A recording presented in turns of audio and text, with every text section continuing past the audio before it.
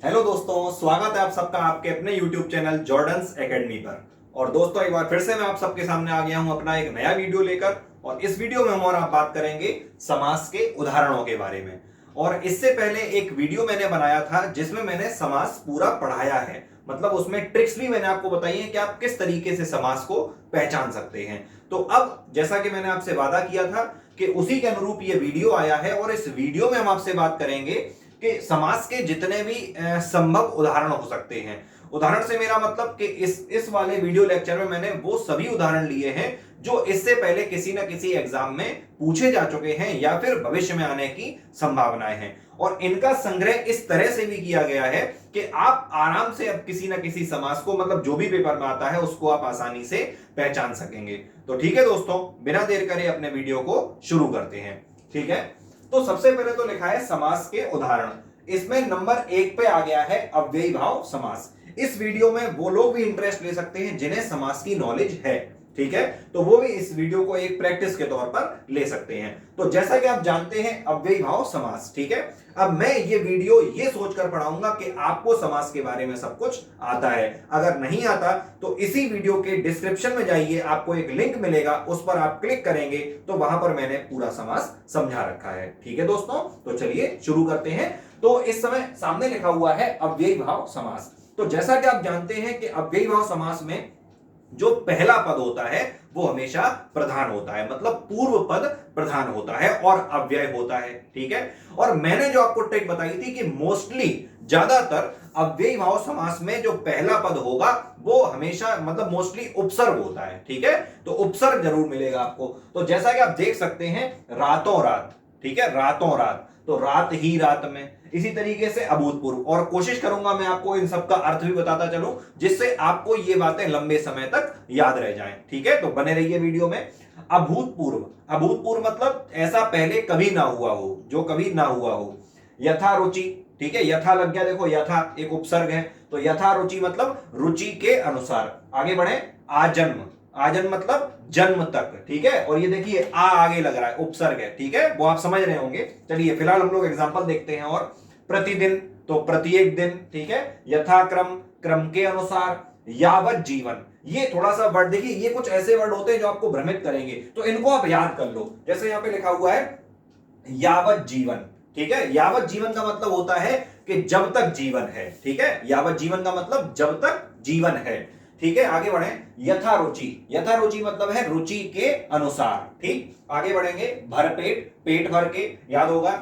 निर्विकार, बिना किसी विकार के, देखिए ने आगे, आगे ने क्या होता है, अपने आप में एक उपसर्ग होता है। आगे बढ़े, निर्विवाद, बिना किसी विवाद के। आगे बढ़िए, प्रत्येक, प्रत्येक मतलब हर एक। धड़ाधड़, धड़ाधड़ मतलब एकदम लगातार चल रहा है। सरासर, यही मतलब एकदम से। आगे बढ़े, आमरण, आमरण मतलब मरण तक। ठीक है, आमरण मतलब मरण तक। ठीक, जैसे अक्सर सुनते होंगे आमरण अनशन, तो मरण तक। ठीक है, आगे देखें, अद्योपात, अद्योपात ये थोड़ा सा देखिए, जैसे यावत जीवन था ना, इसी तरीके से ये थोड़ा भ्रमित करने वाला। अद्योपात का अर्थ होता है आदि से अंत तक। ठीक है, आदि से अंत तक। आगे बढ़ते हैं, यथा साध्य, साध्य के अनुसार। पल पल मतलब वही हर पल, नॉर्मल, कुछ तो आप समझ जाएंगे। निडर, नी लग गया ना, तो निडर मतलब बिना डर के। आजीवन, तो जीवन के आगे आ लग गया, आजीवन, तो आजीवन मतलब जीवन भर। आगे बढ़े, यथाशीघ्र, यथाशीघ्र मतलब जितनी जल्दी हो सके। आगे बढ़े, मनमाना, समझ गए होंगे, मन के अनुसार। यथामति, तो मति के अनुसार, अपनी बुद्धि के अनुसार। अनुरूप, अनुरूप मतलब हमारे रूप से। ठीक है, अनुरूप। आगे बढ़ेंगे, बीचों बीच, ठीक है, रातों रात, बीचों बीच, दिनों दिन। तो ये वर्ड्स भी हमेशा किसके अंदर आएंगे, अव्ययी भाव समास के अंदर। तो दो बातें हम लोगों ने जानी, पहले तो एग्जांपल क्लियर, और दूसरी कि अव्ययी भाव समास में पहला पद प्रधान होता है। ठीक है भाई, चलिए अब हम लोग बढ़ते हैं अपने दूसरे वाले समास की तरफ, जिसका नाम है तत्पुरुष समास। ठीक है, तो अब तत्पुरुष समास में आप जानते हैं कि तत्पुरुष समास यहां पर 6 प्रकार का होता है, जिसमें सबसे पहला आता है कर्म तत्पुरुष। ठीक है, तो आपको याद तो करा ही दिया होगा मैंने पिछले वीडियो में, अगर आपने वीडियो देखा होगा, और वैसे आप जानते भी होंगे कि जैसे आप पढ़ते थे कर्म को करण से या के द्वारा, तो ये जो कारक चिन्ह है इनको हमें याद रखना है। जैसे जो कर्म तत्पुरुष है यहां पर को आएगा, मतलब जब हम समास का विग्रह करेंगे तो वहां पर को आ जाएगा। ठीक है, ध्यान देंगे। जैसे क्या लिखा है, जलधि, जलधि, जलधि का मतलब समझते हो, जल को अधि मतलब जलधि, जल को अधि। आगे बढ़े, आपत्तिजनक, आपत्ति मतलब समझ रहे हैं, आपत्ति को जन्म देने वाला, को जरूर आएगा इसमें, ठीक है। आशातीत, आशा को अतीत। आगे बढ़े, जेव कतरा, जेव को कतरने वाला, ठीक है। आगे बढ़ते हैं, चिड़ी मार, चिड़िया को मारने वाला। गगन चुंबी, गगन को चूमने वाला। आगे बढ़े, विकासोन्मुख, विकास की ओर उन्मुख, उन्मुख या फिर विकास को उन्मुख, ठीक है। यश प्राप्त, यश को प्राप्त, ठीक है। मनोहर, मन को हरने वाला, मनोहर मतलब मन को हरने वाला। तो इतने में आप समझ पा रहे होंगे कि तत्पुरुष जो कर्म तत्पुरुष है इसमें किस चीज का था, को आ गया, ठीक है। अब आगे बढ़ते हैं, चलिए। तो क्या लिखा है यहाँ पे, करण। तो करण का मतलब मैंने आपको क्या बताया है, से या के द्वारा। मतलब यहां पे क्या चीज छुपी मिलेगी हम लोगों को, से, ठीक है, ध्यान देंगे। अकाल पीड़ित, तो अकाल से पीड़ित, क्या लिखा, शोकाकुल, शोक से आकुल, शोकाकुल मतलब शोक से आकुल। आगे, मोहांध, मोहन मतलब होता है कि मोह से अंधा, ठीक है, मोह मतलब प्यार, मोह से अंधा। जन्मांध मतलब जन्म से अंधा, समझ रहे होंगे आप लोग। जलाव्रत मतलब जल से आवृत। आगे बढ़े, शोकग्रस्त, शोक से ग्रस्त। नीति युक्त, नीति से युक्त। आंखों देखी, आंखों के द्वारा देखी। देखिए, से या के द्वारा, ठीक है, याद रखें, आंखों के द्वारा देखी या आंखों से देखी, एक ही बात है। रेल यात्रा, रेल के द्वारा यात्रा या रेल से यात्रा, ठीक है। तो उम्मीद है कि करण तत्पुरुष भी क्लियर एग्जांपल हो गए। आगे बढ़ते हैं, संप्रदान। अब संप्रदान का मतलब होता है, इसमें जो कारक चिन्ह आता है वो होता है के लिए, ठीक है। संप्रदान का मतलब है के लिए। तो ध्यान देंगे, रसोई घर, तो इसका मतलब रसोई के लिए घर, ठीक है, रसोई के लिए घर। डाक गाड़ी, डाक के लिए गाड़ी। गौशाला, गो के लिए शाला, गो मतलब कल मैंने मतलब इससे पिछले वाले जो वीडियो आपने समाज का देखा होगा उसमें मैंने बताया है गाय के लिए, गो के लिए शाला। ये ज्यादातर एग्जांपल बहुत पेपर में बहुत कॉमन है, एक बार मेहनत होती है और फिर लाइफ टाइम का आनंद होता है, ठीक है। तो मेहनत से मत भागिए, बस एक बार पूरी ताकत से लग जाइए और तब तक लगे रहिए जब तक आप अपने लक्ष्य को प्राप्त नहीं कर लेते। और मेरा वादा है कि जहां एक बार लक्ष्य मिला वहां जीवन आपका बिल्कुल फूल की तरह हो जाएगा, कोई समस्या नहीं होनी, ठीक है दोस्तों। आगे लिखा है प्रयोगशाला, प्रयोग के लिए शाला। आगे बढ़ते हैं, न्यायालय, न्याय के लिए आलय, न्यायालय मतलब न्याय के लिए आलय। आगे बढ़ो, रेल भाड़ा, रेल के लिए भाड़ा। घुड़साल, घोड़ों के लिए शाला या घुड़ के लिए शाल। वृद्धाश्रम, वृद्धों के लिए आश्रम। समझ में आ गई होगी आपको बात, समझाने की जरूरत मुझे पता है नहीं है आपको। आगे बढ़ते हैं, अपादान। तो मैंने आपको समझाया था इससे पहले, आज फिर बता रहा हूं कि अपादान में तो से आता है, मतलब यहां पे भी से आएगा, लेकिन वो जो से होगा उसका अर्थ होगा अलग होने से। मतलब यहां पे जो अपादान वाला से होगा उसका मतलब होगा अलग होने से, ध्यान देंगे। तो धनहीन, धन से हीन मतलब धन अलग हो गया उससे, ठीक है। आगे बढ़े, पदच्युत, पदच्युत मतलब पद से अलग, ठीक है। धर्म विरत, धर्म से विरत, देख रहे होंगे। बुद्धिहीन, बुद्धि से हीन, दूर होने के मतलब अलग होने के अर्थ में आता है। पाप मुक्त, पाप से मुक्त, ठीक है। लोक भय, लोक से भय, लोक मतलब जो समाज है उससे भय, ठीक है दोस्तों। आगे बढ़ते हैं, संबंध तत्पुरुष। अब संबंध, संबंध में हमेशा आता है का, की, के, मतलब उसका, उसकी, है ना, का, की, के। तो संबंध मालूम पड़ रहा होगा, ध्यान दें। राजपुत्र, तो ध्यान दें, राजा का पुत्र, राजपुत्र मतलब राजा का पुत्र। आगे बढ़ते हैं, युद्धाभ्यास, युद्ध का अभ्यास, ठीक है। आगे बढ़े, राजनेता, राज्य का नेता, तो राजनेता का आ रहा है ना सब में। चलिए आगे बढ़े, राज दरबार, राजा का दरबार, ठीक है। ग्रामवासी, ग्राम के वासी, काकी के, मैंने बोला था अभी। गंगा तट, गंगा का तट। आगे बढ़े, गंगा जल, गंगा का जल। देखिए आगे लिखा है, योगदान, योग का दान, ठीक है। कठपुतली, काठ की पुतली, ठीक है। देवालय, देवों के लिए आलय। आगे बढ़ो, सीमा रेखा, सीमा की रेखा, ठीक है, सीमा की रेखा। और लास्ट में लिखा है मूर्ति पूजा, मूर्ति की पूजा, ठीक है। तो उम्मीद है आपको यहां तक की बात हमारी क्लियर हो चुकी होगी, और अगर क्लियर हो रही है तो प्लीज हमारे इस चैनल को सब्सक्राइब करें और बेल आइकन को प्रेस इसलिए कर दें कि जैसे ही मैं कोई एक अच्छा आपके लिए वीडियो लेकर आऊंगा वो आपको तुरंत आपके नोटिफिकेशन में मिल जाएगा, ठीक है दोस्तों। बिना देर करे आगे बढ़ते हैं।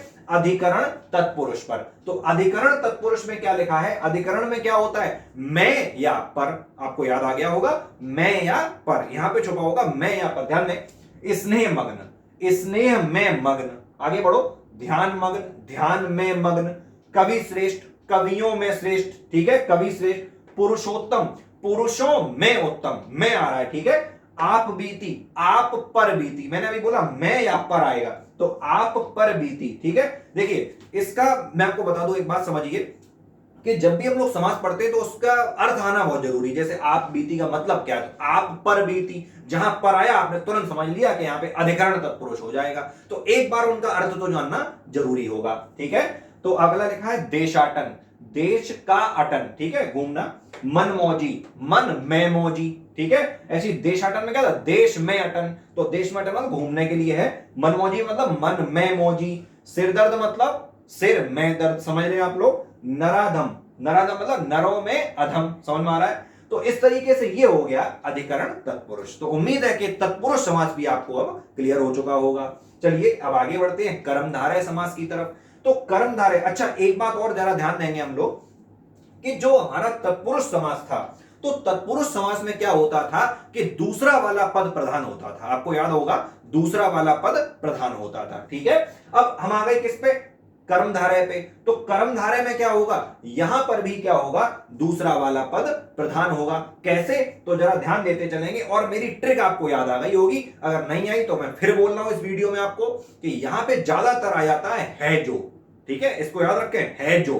तो ये है जो यहां पे अभी समझ जाओगे आप, तो वो जहां आ गया तो समझ लो कर्मधारय समास हो जाएगा। चलिए पहचानते हैं। इसके एग्जांपल मैंने थोड़े ज्यादा लिए क्योंकि पेपर में ज्यादा पूछा जाता है। चलिए शुरू करते हैं। नील गाय, तो समझ जाओ, नीली है जो गाय, तो है जो आ गया ना, तो नीली है जो गाय। जब ऐसा हो जाएगा तो उसको हम लोग क्या बोलते हैं, कर्मधारय, ठीक। आगे बढ़ो। पीतांबर, पीत है जो अंबर, तो है जो आ गया, लेकिन अंडरलाइन कर रखा है और मैं मान के चल रहा हूं कि आपको समास आते हैं। तो पीतांबर मतलब हुआ है कि पीत है जिसका अंबर, अर्थात श्री कृष्ण। तो अगर आपके पास आंसर में बहुब्रीहि समास नहीं है, मतलब जो ऑप्शन आएंगे उसमें बहुब्रीहि समास नहीं है, तो आंसर क्या हो जाएगा, कर्मधारय। लेकिन अगर आंसर में बहुब्रीहि समास भी है, ठीक है, तो आंसर ज्यादा सही कौन सा माना जाएगा, बहुब्रीहि समास, ठीक है दोस्तों। तो यहां पे आंसर 2 हो जाएंगे, आप समझ गए होंगे, उम्मीद करते हैं। तो पीतांबर। शीतोष्ण, अपनी ट्रिक याद रखिए, शीत है जो उष्ण। आगे देखो, मंद बुद्धि, मंद है जो बुद्धि। आगे देखें, राजर्षि, राज है जो ऋषि या राजा है जो ऋषि। आगे देखें, महापुरुष, महान है जो पुरुष, ठीक। महावीर, महान है जो वीर। आगे बढ़ते चल रहे हैं हम, थोड़ा सा वीडियो लंबा हो जाएगा इसलिए मैं थोड़ा स्पीड में चल रहा हूं, उम्मीद है आप समझ पा रहे होंगे। लाल मणि, लाल है जो मणि। नीलांबर, नीला है जो अंबर, मेरे साथ बोल सकते हैं आप लोग। प्रियसखा, प्रिय है जो सखा। महात्मा, महान है जो आत्मा। देशांतर, देशों का है जो अंतर या देशों का अंतर, ठीक है। नवयुवक, ये एक रह गया, यहां पे आ गया का पुरुष। का पुरुष मतलब ऐसा होता है कायर है जो पुरुष, का मतलब यहां पे कायर है, तो कायर है जो पुरुष, समझे। सुपुरुष, सु मतलब कि अच्छा, सुविचार मतलब अच्छा पुरुष, ठीक है, तो सुपुरुष, अच्छा है जो पुरुष। आगे देखें, गुरुदेव, गुरु है जो देव। आगे देखें, नवयुवक, नव है जो युवक। परम है जो अणु, परमाणु। आगे देखें, काली मिर्च, काली है जो मिर्च, ठीक है। महादेव, महान है जो, अब आपको समझ में आ रहा होगा, महान है जो देव। अब यहां पे एक बात देखिए जरा, अब अगर थोड़ा दिमाग लगाएं तो यहां पे लिखा हुआ है महादेव, और ये आप भी जानते हो कि महादेव किनका नाम है, तो शिव जी का नाम है। इसका मतलब कि अगर यहां पे हम लोगों को बहुब्रीहि समास मिल जाए तो वहां पर आंसर वो वाला हो जाएगा, ठीक है। लेकिन ये तत्पुरुष में है तो तत्पुरुष, वो सॉरी कर्मधारय में है तो कर्मधारय आप लोग याद रखेंगे। आगे बढ़े। महाजन, महान है जो जन। आगे लिखा है चरण कमल, चरण है जो कमल। आगे बढ़ो। परमानंद, परम है जो आनंद। तो आप ज्यादातर देखोगे है जो ये आएगा, तो आप ट्रिक याद कर लो बस, ठीक है। मैंने पहले ही बोला था कि आपको पीएचडी नहीं करनी है हिंदी में, आपको अपना कंपटीशन निकाल के एक रेस्पेक्टेड जॉब लेनी है। चलिए आगे बढ़ते हैं।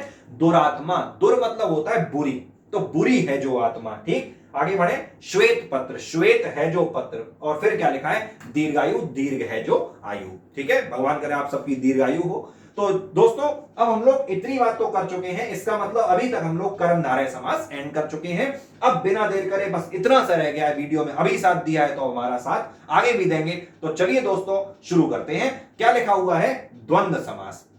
अब तुम्हें याद है कि द्वंद्व में क्या होता है? देखो पहली बात तो ये कि कर्मधारय में क्या हुआ था, दूसरा वाला पद प्रधान था। इसी तरीके से अब यहां द्वंद्व आ गया। द्वंद्व में मैंने तुम्हें बताया था कि जो दो, इसमें देखो पहली बात तो कोई सा भी समास हो कितने भागों से मिलकर बना होगा? दो भागों से, दो पदों से, ठीक है।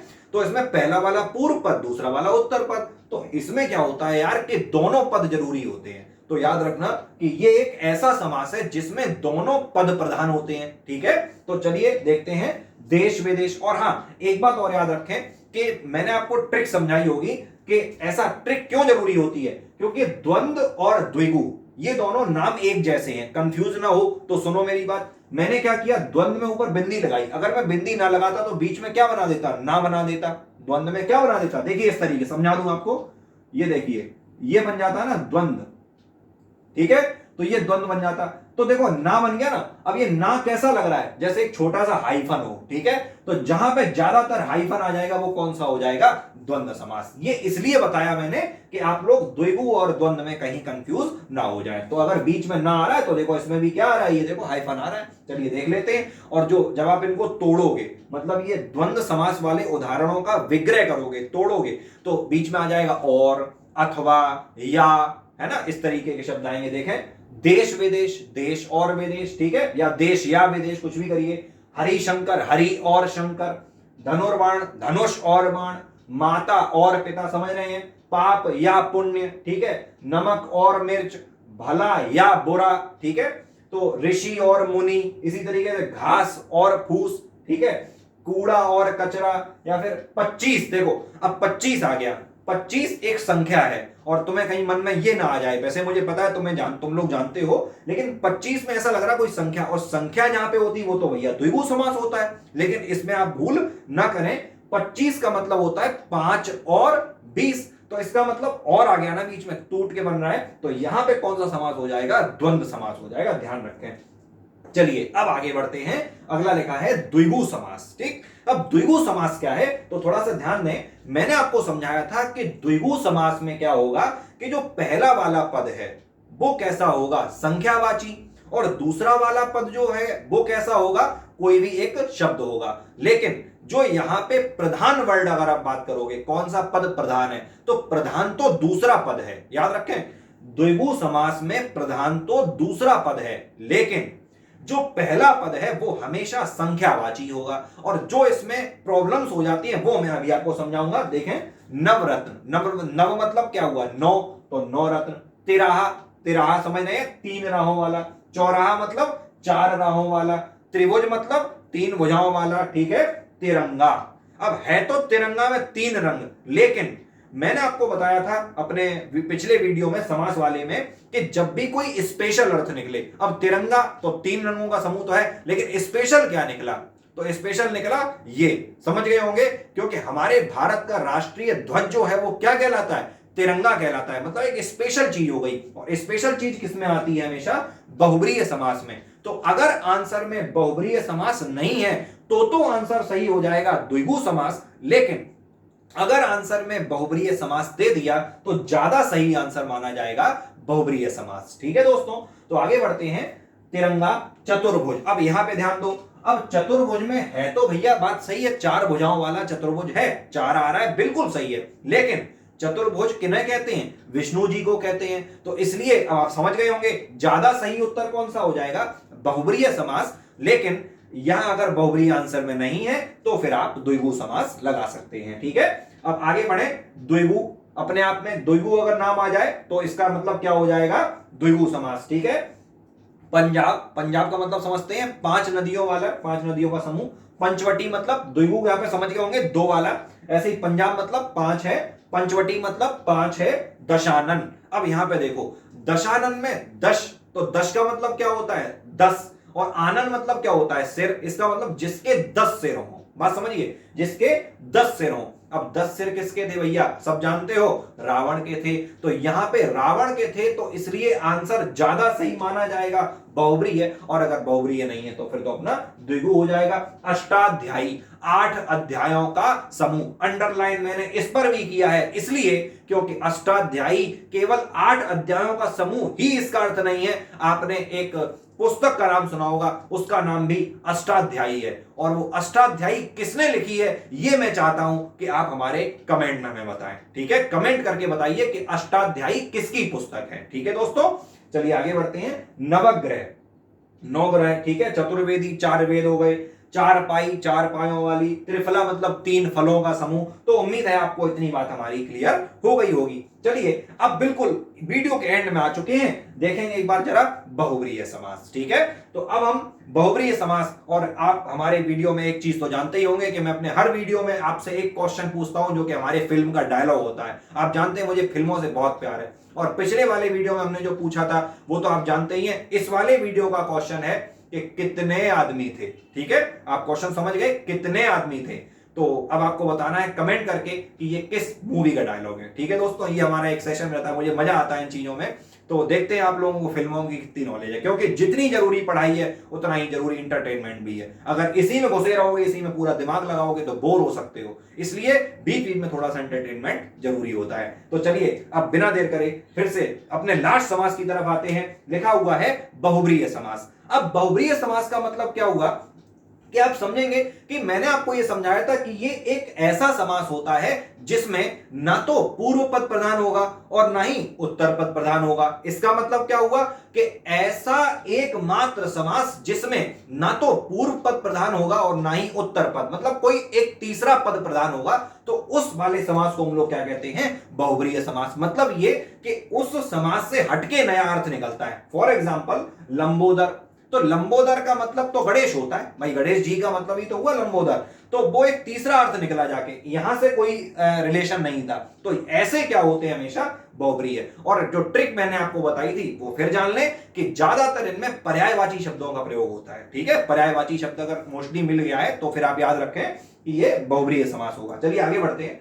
गजानन समझ गए, गणेश जी। चलिए आगे बढ़ते हैं। त्रिलोचन, लोचन मतलब क्या होता है, नेत्र, 3 नेत्र वाला। कौन है त्रिनेत्र, ठीक है, शिव जी। आगे बढ़ते हैं। दशानन अभी मैंने बताया था रावण के लिए आता है। पीतांबर बताया था मैंने, श्री कृष्ण जी के लिए है। चक्रपाणी, विष्णु जी, मतलब चक्रपाणी मतलब जिसके हाथों में चक्र हो, तो विष्णु जी के लिए होता है। अष्टाध्यायी, मैंने अभी बोला कि अष्टाध्यायी एक स्पेशल बुक है, एक स्पेशल पुस्तक है। किसकी है वो तो आप लोग कमेंट में बता चुके होंगे, मुझे पता है। तो अष्टाध्यायी 8 अध्यायों का समूह होता है वैसे तो। 12 सिंगा, 12 सिंगा। अब यहां पे एक बात ध्यान दो, 12 वर्ड तो भाई संख्यावाची है, तो ऐसा लगेगा कि ये द्विगु समास है, लेकिन 12 सिंगा मतलब हुआ तो 12 सींग वाला, लेकिन ये एक विशेष जानवर है, इसलिए 12 सिंगा का ज्यादा सही उत्तर क्या माना जाएगा, बहुब्रीहि समास माना जाएगा। ठीक है, चलिए विशेष मतलब समझे आपको, विशेष अर्थ निकले तो आएगा बहुब्रीहि। आगे बढ़ो। चंद्रशेखर, चंद्र के समान शेखर हो, सिर हो, तो वो तो कौन होते हैं, शिव जी होते हैं भाई। चलिए अजात शत्रु, अजात शत्रु मतलब जिसका कोई शत्रु ना हो, नाम है अजात शत्रु, स्पेशल नाम है, तो समझ जाएंगे आप लोग स्पेशल का मतलब क्या होता है, बहुब्रीहि है। आगे बढ़ो। कमल नयन, कमल नयन समझ गए भैया, विष्णु जी। नीलकंठ समझ गए होंगे आप लोग, नीलकंठ, ठीक है, शिव जी। आगे बढ़ो। पतझड़ अपने आप में एक विशेष ऋतु का नाम है। आगे बढ़ो। एकदंत, गणेश जी के बारे में। तिरंगा मैंने समझाया था, 3 रंगों वाला तो है, होने को तो द्विगु हो सकता है, लेकिन चूंकि हमारे भारत का राष्ट्रीय ध्वज का नाम तिरंगा है, इसलिए उत्तर सही हो जाएगा यहाँ पे बहुब्रीहि समास। और आगे बढ़ते हैं।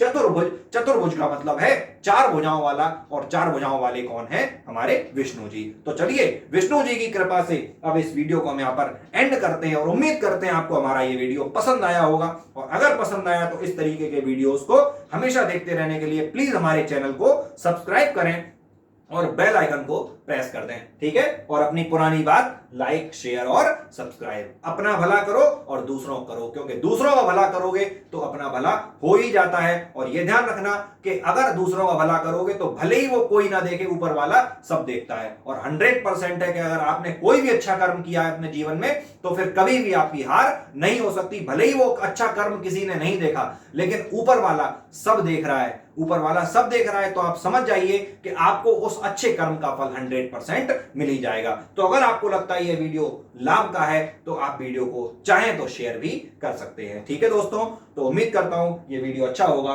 तो इसी के साथ धन्यवाद।